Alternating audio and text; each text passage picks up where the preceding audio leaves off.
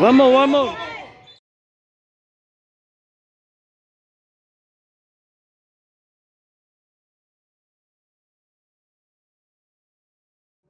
Bibigyan siya kanya. Bakit? Binigyan ko siya 100, eh kanina, kukunin niyo na sa wallet, eh ang kaso, palis na rin ako, sabi bibigyan na kayo ng Jacob. Hindi, kasi may bayad yung sports club nila.